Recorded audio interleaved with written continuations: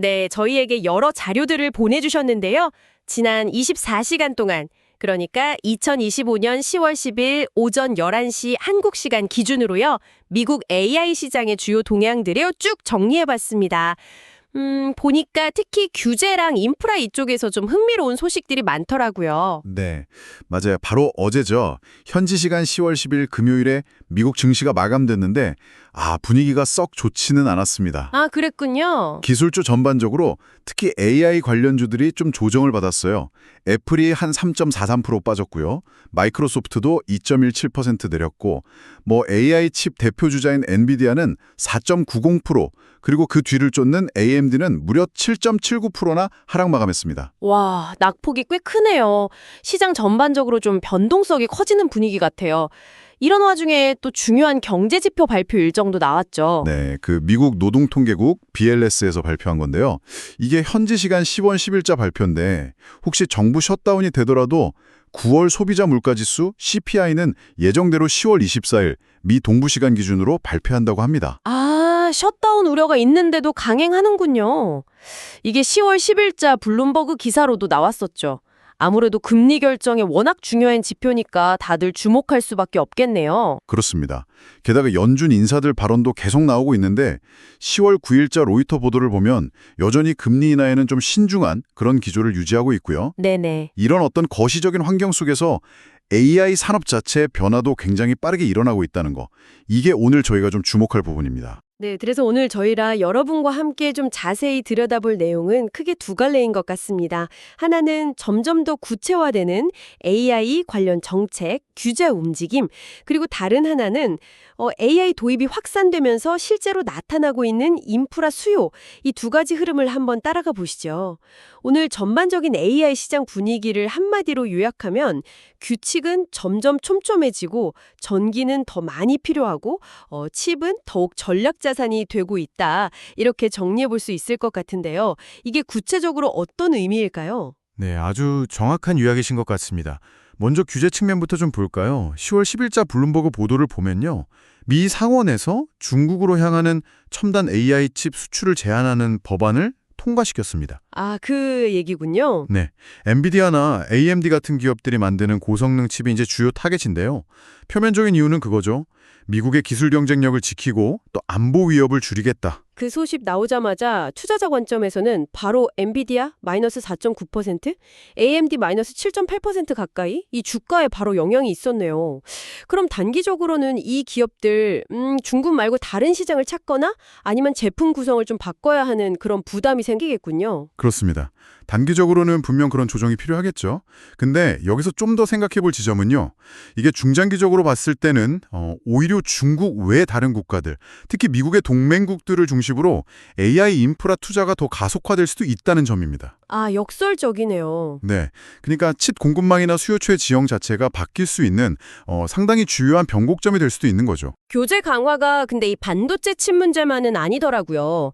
또 다른 영역에서도 나타나고 있는데 어제죠. 10월 10일자 로이터 통신 보니까 뉴욕주 사법부가 판사나 법원 직원들이 AI를 사용할 때 지켜야 할 규칙을 만들었다고요. 네, 맞습니다.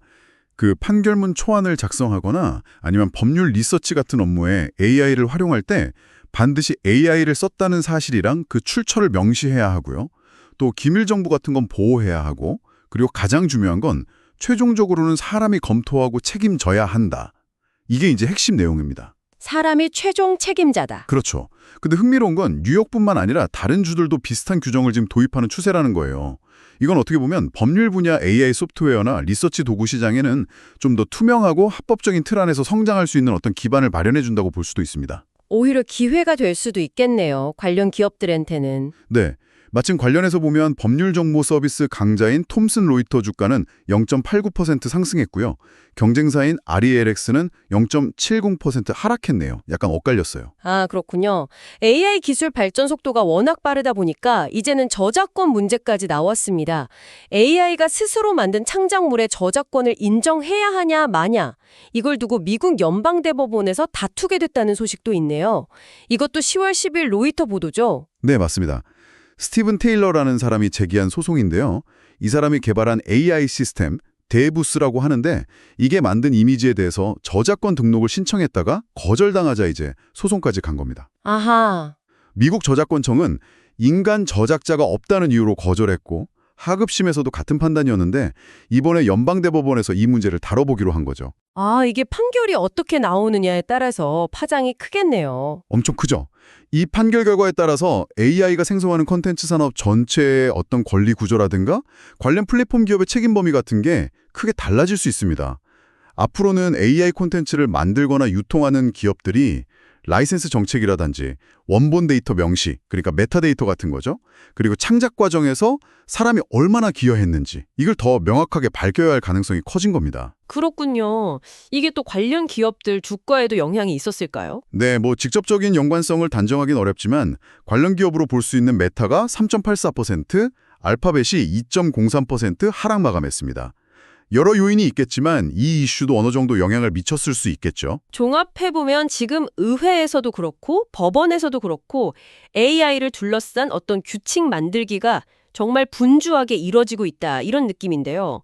그런데 또 다른 한편에서는 이런 규제의 움직임과는 좀 별개로 AI를 실제로 돌리기 위한 물리적인 기반, 그러니까 인프라에 대한 수요는 그야말로 폭발적으로 늘고 있다는 아주 강력한 증거가 나왔어요. 데이터 센터 운영사인 어플라이드 디지털, 이 회사의 실적이 예상을 확 뛰어넘었다면서요? 이것도 10월 10일자 로이터 보도 내용이죠? 네, 그렇습니다. 저도 이 소식 보고 좀 놀랐는데요.